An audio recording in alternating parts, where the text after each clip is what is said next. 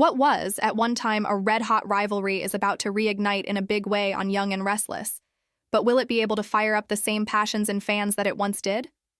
Sadly, the matchup that viewers once relished most on the soap seems to have lost its appeal. Here's why. Once upon a time, a Victor versus Jack clash equated to must-see TV. Even when the epic rivalry went through cooling-off periods, it could always be counted upon to thrill fans when resurrected for another go-round.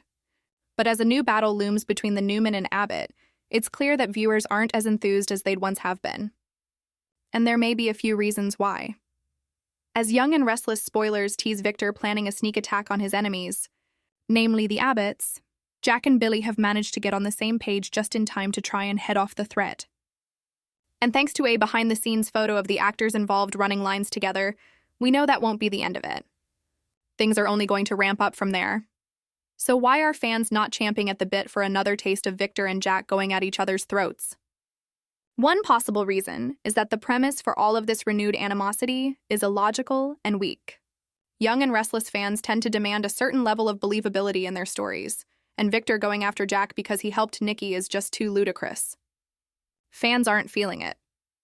The length of time the grievance has been drawn out, with all talk and no action, only makes matters worse. Had Victor gone after Jack with guns blazing in the immediate aftermath, it might have caught fire with fans. Now? It feels like months and months of ridiculous repetition.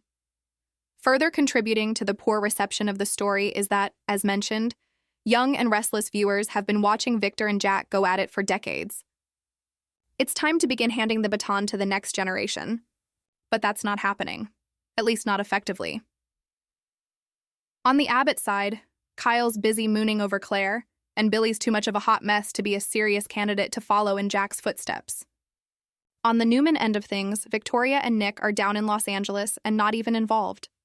And Adam, arguably the most likely to succeed his father, has been relegated to writing mean stories and doling out Halloween candy.